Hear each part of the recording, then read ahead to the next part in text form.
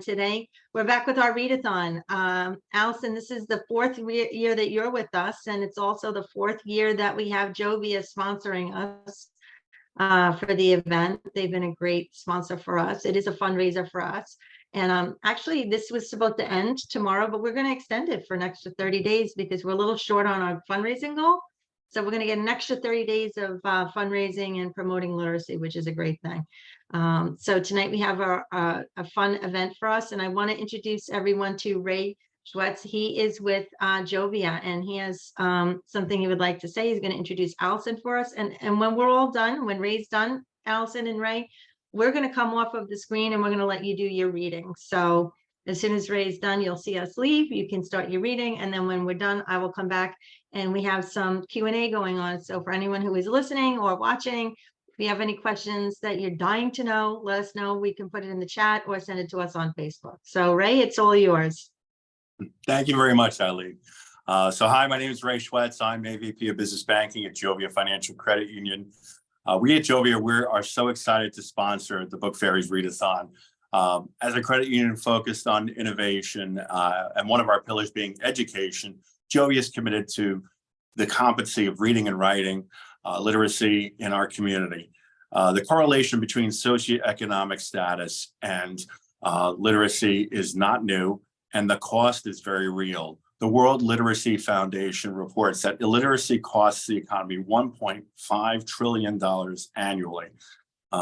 Access to books and the ability to read them is our way to change this in our community. Jovia is proud to support the Book Fairies as they bring this change to fruition. We're so excited to sponsor the final live reading. Well, actually, it's not the final one, as Eileen said, but and introduce you to the #1 international best-selling author, ALYSON RICHMAN. ALYSON is the author of historical novels, the Velvet Hours, The Garden of Letters, and The Lost Wife, currently in development as a motion picture. She graduated from Wellesley College and has a degree in art history and Japanese studies. Her books have been translated in 25 languages. She lives on Long Island, and she is currently at work at her next book. ALYSON will be reading from The Thread Collector, which she has co-authored with Shauna J. Edwards, a former corporate lawyer and now working for diversity, equity, and inclusion. A big thank you to Amy, to Eileen, to Jackie, and the staff and volunteers at Book Fairies for all that you do. And now, ALYSON RICHMAN. Thank you, Allison. We'll be back when you're ready. Okay. Well, I'm so happy to be doing the Read-a-Thon this afternoon, or it's this early evening.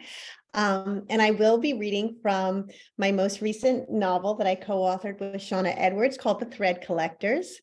This historical novel takes place during the time of the Civil War, and it involves 4 characters. There is an enslaved woman by the name of Stella who is living in New Orleans, and she is taking repurposed cloth and thread and making maps to help enslaved men try and enlist into the Union Army.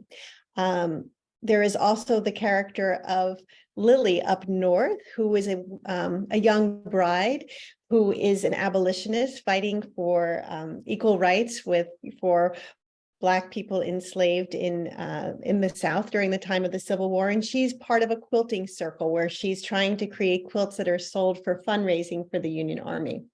Both Stella and Lily's, both of their beloveds are musicians in the Union Army. And the Black musician who is Stella's beloved, his name is William.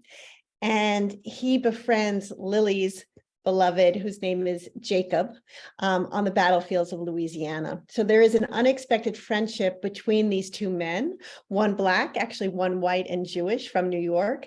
And eventually the lives of all 4 characters will entwine towards the end of the book, but I don't want to give away any spoilers. But one of the very poignant things about, I think, reading from this book is that one of the things that Shauna and I wanted to touch upon was that during the time of slavery, Black people were not allowed to learn how to read or write. So there was absolutely no literacy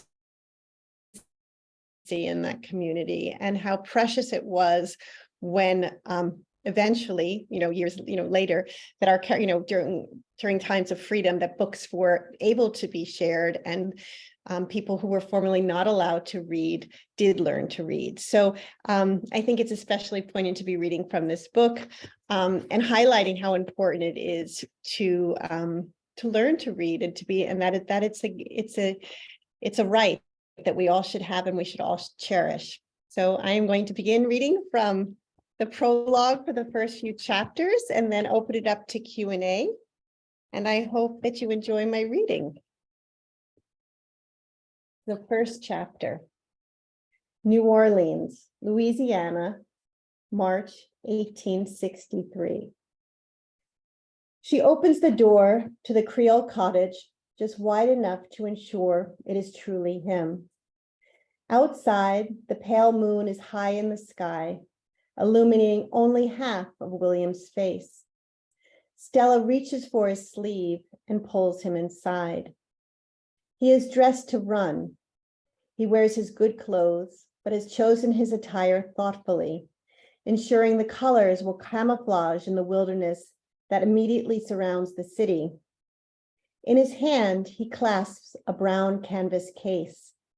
They have only spoken in whispers during their clandestine meetings about his desire to fight, to flee. The city of New Orleans teeters on the precipice of chaos, barely contained by the Union forces occupying the streets. Homes abandoned, businesses boarded up. Stella's master comes back from the front every 6 weeks, each time seeming more battered, bittered, and restless than the last. William sets down his bag and draws Stella close to his chest, his heartbeat accelerating. He lifts a single slim finger, slowly tracing the contours of her face, trying to memorize her one last time. "You stay here, no matter what," he murmurs into her ear. "You must keep safe. And for a woman like you, better to hide and stay unseen than venture out there." In the shadows, he sees her eyes shimmer, but she balances the tears from falling, an art she has been taught long ago, when she learned that survival, not happiness, was the real prize. Stella slips momentarily from William's arms. She tiptoes towards a small wooden chest. From the top drawer, she retrieves a delicate handkerchief with a single violet embroidered in its center. With materials in the city now so scarce, she has had to use the dark blue thread from her skirt's hem to stitch the tiny flower on a swatch of white cotton cut from her petticoat. "So you know you're never alone out there," she says as she closes William's fingers around the kerchief. He has brought something for her too, a small speckled cowrie shell that he slips from a worn indigo-colored pouch.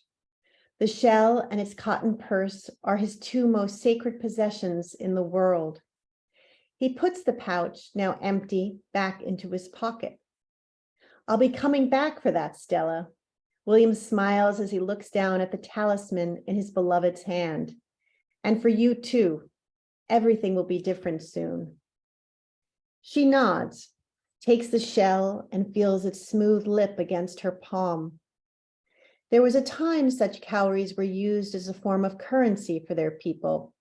Shells threaded on pieces of string exchanged for precious goods. Now this shell is both worthless and priceless as it's exchanged for safekeeping between the lovers. There is no clock in her small home. William too wears no watch.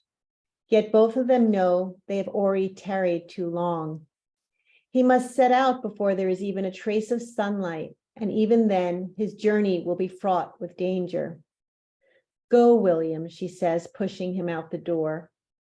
Her heart breaks, knowing the only protection she can offer him is a simple handkerchief, her love stitched into it by her hand. He leaves as stealthily as he arrived, a whisper in the night. Stella falls back into the shadows of her cottage.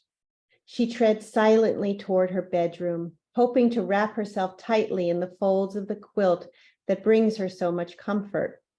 You all right? A soft sound emerges in the dark. Amine? Stella's voice breaks as she says the woman's name. Yes, I'm here.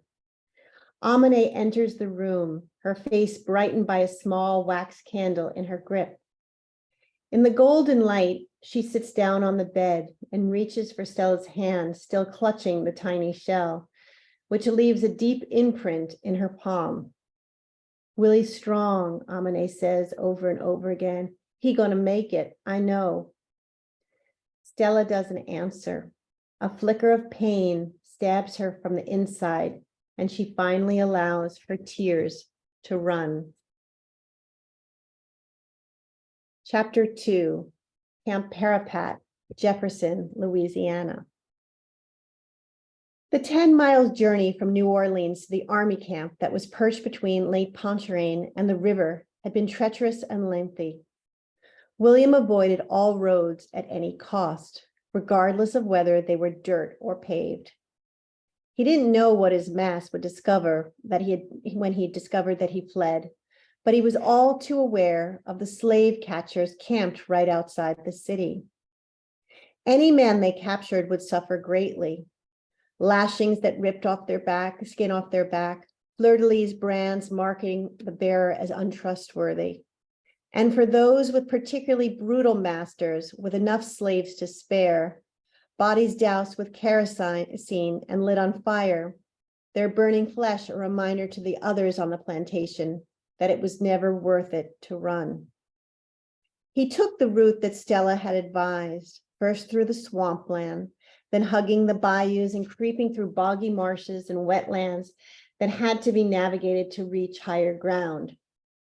The roots of bald cypress trees and tupelo gums intertwined beneath the murky water of the ravines, causing William to stumble countless times. He had been caught nearly 3 times since he left Stella, but he kept running, hearing her voice in his head, urging him on.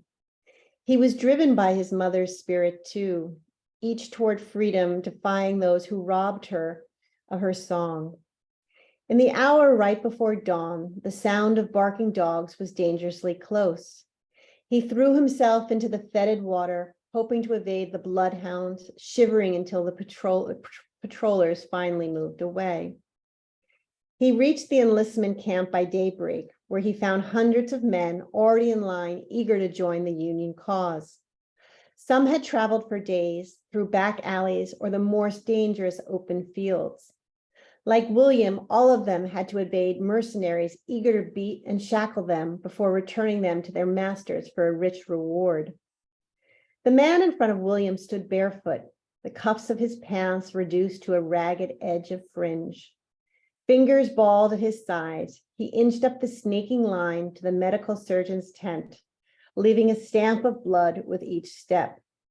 The dry earth, greedy for every ounce of moisture, drank the man's dark footprints almost instantly, only to have it replaced with another. Next, outside the mouth of the tent's entrance, one of the Union soldiers waved another man inside. William looked down at his own narrow feet. The pair of waterlogged and sweat-stained calfskin Oxfords he had on were not the typical shoes of a contraband man running from slavery. His herringbone trousers had a gash down the side. His tweed jacket was ripped at the elbow, and somewhere between New Orleans and Jefferson County, he had lost his hat. Yet despite his harrowing journey, his shoes remained miraculously intact. Inside his jacket, tucked within the pocket of his waistcoat, he located the handkerchief Stella had embroidered. He surreptitiously ran his fingers over the small flower she'd stitched carefully with blue thread. Even now, with the stench of rot and death heavy in the air, the buzzing of flies and the intense hunger in his belly, thoughts of Stella were his constant companions. He brought the white cotton cloth to his nose and inhaled it, desperately searching for the last traces of her distinct scent. William knew breath was not something that always came from the lungs, but could break forth from the heart and mind as well, filling a body with life when it needed it most. In the corner of the tent where William was told to undress, Jacob Kling sat bent over a thick ledger. Dark curls sprouted from beneath his navy cap, and a smudge of black ink stained his index finger as he recorded the medical surgeon's clinical observations about the prior recruit. 22 years old, Negro, 5'9", weight 175 pounds. Despite superficial wound to left foot, a solid build and determined spirit, qualified for military duty. The medical surgeon chose his words carefully when Jacob first arrived at the examination tent to assist with the note-taking. It's a sorry situation. We can't accept every man who wants to join up, despite the lengths that they might have taken to get here, he explained, as he opened his black leather physician's bag and arranged his tools on a side table. The Army asks me to separate the strong from the weak. I have given up trying to determine whether a man is a fugitive, the doctor remarked, noting the futility of dividing the recently emancipated from those who had fled from bondage. Remember, these men will not be lifting muskets, but rather wielding shovels, pickaxes, and hoes. We can only take the ones who are free from both bodily defects and have sufficient sense to follow orders. He cleared his throat and pulled at his ash-colored beard. In other words, Private Kling, my job is rather straightforward. It is not to choose who is in every way good, but to reject who is positively unfit. The doctor always began his examinations with each candidate's head, ears, and eyes, and then continued on to inspect their teeth, neck, and chest. He also checked their hands and feet over carefully. Earlier that morning, a young man had taken off his shirt, and both Jacob and the doctor had found it impossible to keep their composure when they saw a thick blanket of scar tissue covering the man's back. The man tried to bring his hands above his head, but the painful scars limited his range of motion. His arms only lifted halfway, his hands barely reaching the level of his ears. Now, as William entered the tent, the doctor readjusted his focus. His eyes fell on William's shoes and his once elegant but now damaged clothes. Don't just stand there. Get undressed so I can examine you. William placed down his satchel, removed his jacket, and slowly began to unbutton his vest and shirt.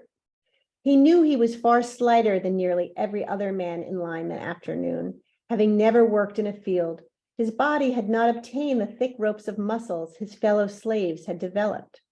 Instead, when he had been just 6 years old, he had been plucked from his mama's pallet and delivered to the big house to amuse the master's wife with his nascent talent.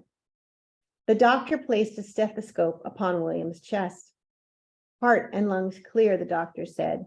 Slight build, fit for service. He turned over William's palms. How oddly free of calluses, he muttered underneath his breath. Any skills? Musician, sir, William answered quietly, but the doctor was no longer listening. Chapter 3. Upon hearing the word musician, the young private's ears perked up. Jacob Kling looked up from his ledger and put down his pen.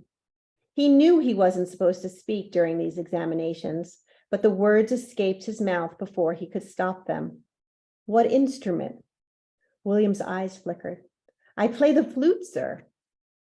Jacob suddenly felt the haze of the last 3 days dissipate.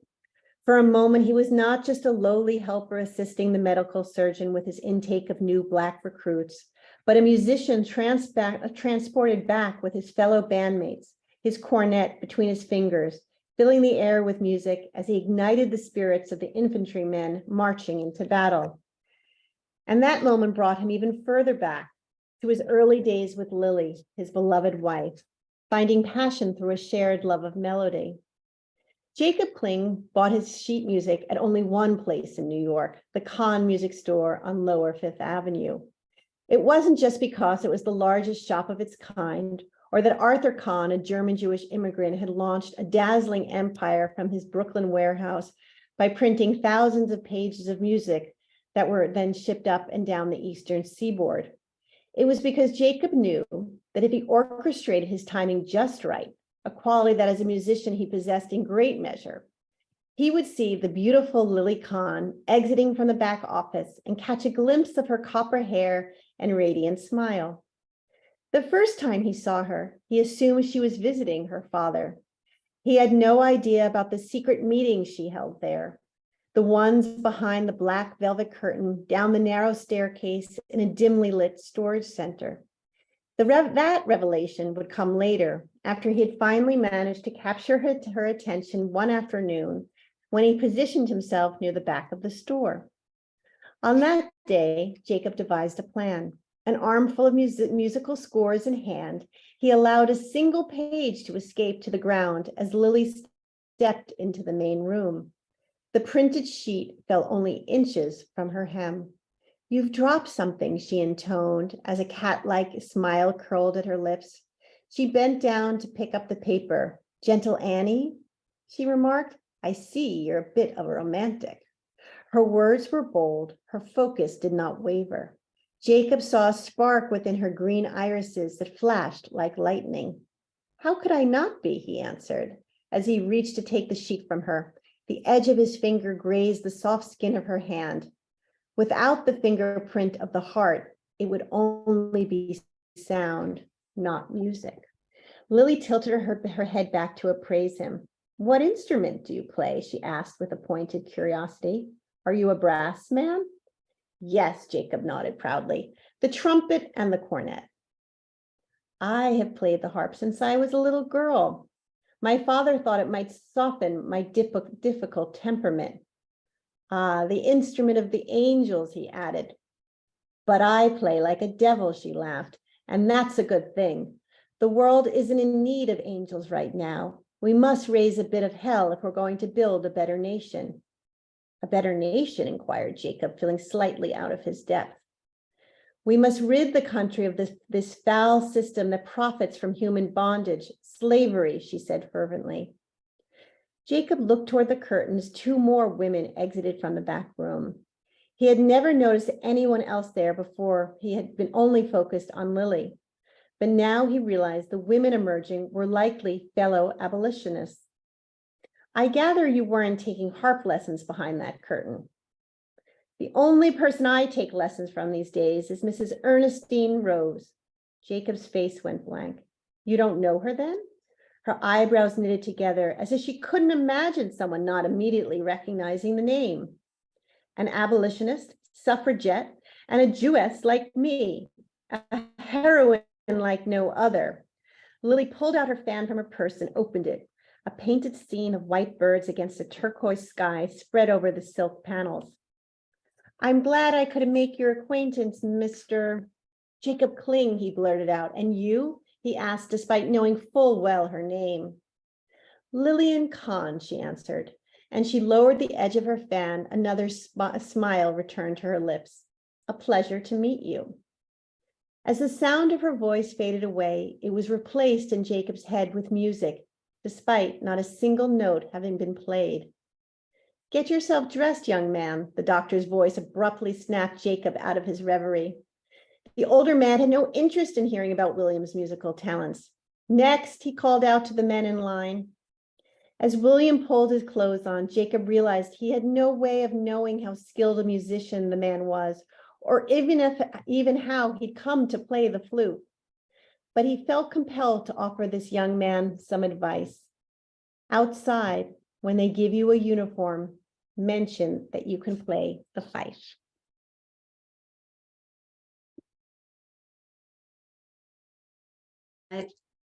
I love it. I love it. It was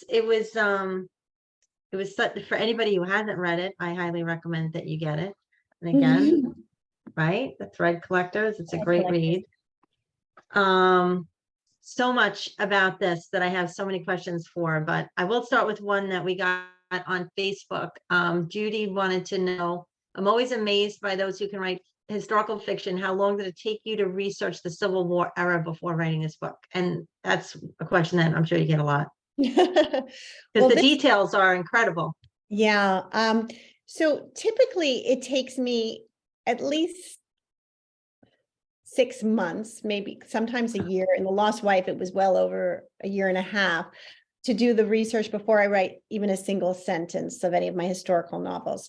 This novel, because it was a collaboration and it was written during the pandemic when we were all sheltering in place and not going anywhere and working 7 days a week in the case of me and Shauna, we divided and conquered the research, and that made it super efficient. So she has family in Louisiana. She was born in Louisiana, in New Orleans. Her family is still down there, and she was actually able to go and spend part of the pandemic down there researching a lot of the scenes that take place on the battlefields of Louisiana. There's a particular battle scene in Port Hudson in this book that she actually was able to travel to and meet with the ranger who's there at the park now, and to learn more about how the Black soldiers fought at during the Battle of Port Hudson. And she was also able to work exclusively with the Historical Society down in New Orleans. I was up in New York, and I was doing a lot of the research that was focused, in New York, the burning of the Black Children's Asylum on 43rd and 5th Avenue, working with the New York Historical Society with that. There was also a foundation called the Chappelle Manuscript Foundation, which is a foundation that is trying to archive every Jewish soldier, both on the Confederate side and the Union side, who fought on the Civil War. On my own family tree, I have sort of a unique story that I have 2 great uncles who fought on opposite sides, both Jewish, children of German Jewish immigrants who arrived in the United States from Germany in the 1830s. And one uncle went down to Mississippi and founded an emporium, much like, what happens with Samuel in the book. Mhm.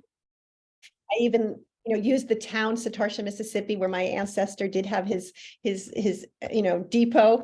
And up north, his younger brother was Jacob Kling, who enlisted as a musician in the 31st Regiment of New York, which is, so that's true to my family history. And I had a lot of already ancestral documentation about that. So to answer Judy's question, Sean and I wrote this book within a year, which was incredible, because normally it takes me at least, a year and a half to 2 years to write a book. But because we were 2 and we were dividing and conquer, it became much more efficient. And with less distractions, because we were writing during COVID. So that brings up another question, is that, when we were talking about this, it's one voice, like it really is one voice when you're reading it. How do 2 come together as one? Like how what is Sean and I like have that been on the road talking about this book for, it came out in August 30th. So nearly a year now. And I think one of the things that comes over and over in the discussion is, how did we write this? How did we create this one seamless voice? And we did that on purpose. We didn't divide the writing of the book. It wasn't that Shauna wrote the Black characters and I wrote the white characters. Every Sunday night, we would have a brainstorming session, and we would discuss usually about 20 pages of plot at a time. We never had a formal outline of what was going to happen. We moved very slowly in increments. We definitely knew that the focus of this book was going to be this unexpected friendship between a Black musician and a Jewish musician on the battlefield. That even though we were going to be going into dark periods of history and episodes of history where there is a lot of, brutality and sadness, the overall arching theme of this book is the threads that connect us, not that divide us. This sense of commonality, the sense of bridging the divide. And music was going to be the essence of that, between these 2 men that have different faiths, different, heritages and backgrounds and life experience, music is this language that cements their friendship. So we wanted to use that metaphor of friendship and coming together to create this seamless voice and not divide the chapters between her writing the Black chapters and I'm writing the white chapters. So every Sunday night, we would brainstorm the 20 pages, and then I would take a first pass where I would, like, in a Google Doc, try and recreate very visually what we described. I always like to describe it almost as like a wire armature that had like shape and form and, some beauty to the language, but there was still a lot of space that allowed her to go in and to embroider, the language that she felt was necessary in it, especially like the dialogue, because she has such a, lovely sense of dialogue for the Black characters or from the characters that are from the South, so that I could have that very distinct texture from her. I think my strength has always been sort of the visual details of the setting. So we blended those together to create the chapters that you saw or you read. And we would go over those 20 pages probably 3 or 4 times before they were as polished as we could make them. And only after we both felt that every word read the way it should be, that the scene in our mind was visualized the way it should be, then we moved on to the next 20 pages. So slowly but surely we moved ahead. But by the time we got to the last page, the book was pretty much done. Like it was very refined. What we turned in had very few edits from our editor. We probably did the edits within like a day or two. So it was we were both perfectionists wanting to make it read as strongly as possible. Well, and you guys have been friends for a long time, so I guess Over that, a decade. Yeah, wow. 13 years. Wow. Okay. It was, it taught history. It taught so much about what happened in the Civil War. But what I love is, and your words are, bridges that connect, not Mhm. divide. Mhm. So it's timely in my opinion. Mhm. It's heart-wrenching at times and sad at times, but it's also uplifting, and it shows strength and love stories. And I just think when Stella was going to go from the north to the south by herself, and I was like, wait, she's what? She's doing what?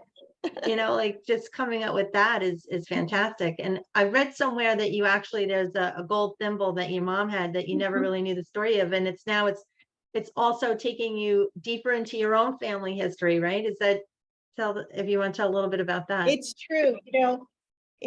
We were asked to do a talk at the Museum of Southern Jewish Experience in New Orleans. And the talk that they wanted us to give was to use family heirlooms and to talk about how they inspired storytelling.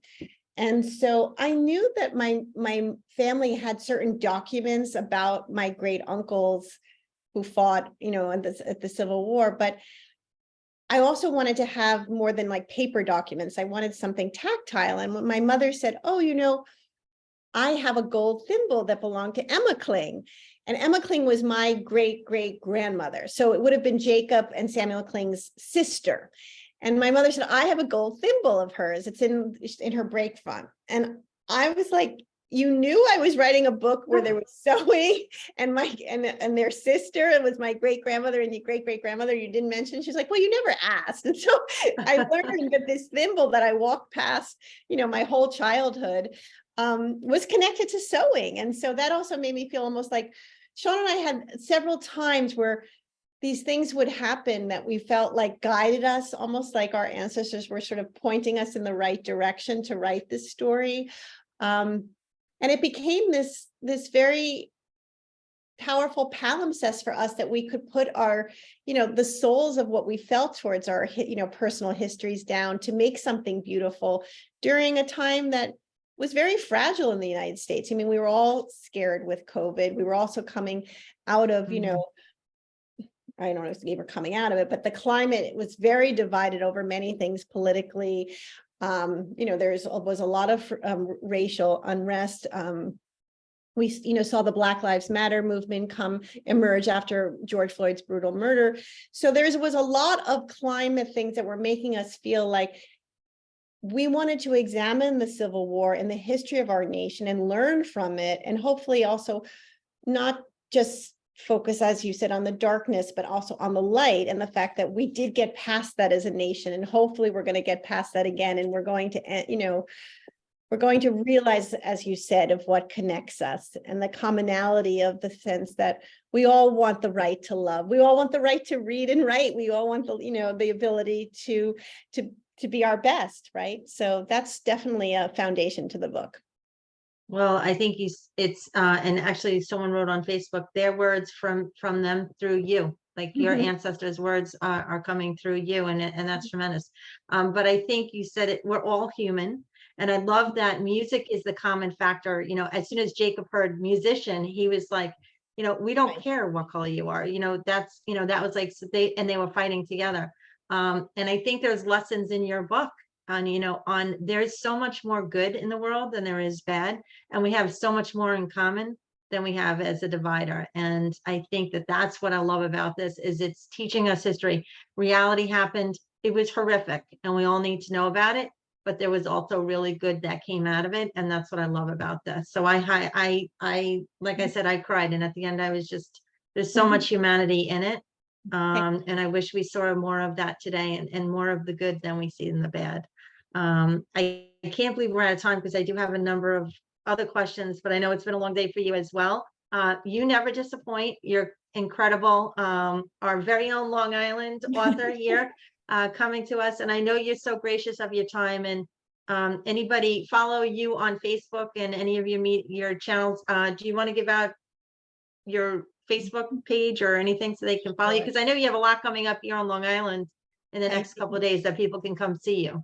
Yes, so you can follow me on Instagram, just at my name at ALYSON Richman. I have an unusual spelling, ALYSON RICHMAN. And on Facebook, it's just my name, ALYSON, ALYSON, Richman, RICHMAN, dash author. So there's an author page. And, you know, I have an event on Sunday at Country Point in Plainview and also in Rockville Center. That one is through Nassau County Regional Hadassah. They're having Sean and I speak at their event. So, but definitely check our website, the threadcollectors.com for different events that we're doing. And we're just thrilled to have new readers. So hopefully you enjoyed today's read-a-thon for the book And fairies. get the book. Yeah. And listen, as you said, during the time, they weren't allowed to read, right? They weren't allowed to have books. They were forbidden. So it is not a gift, it is a right.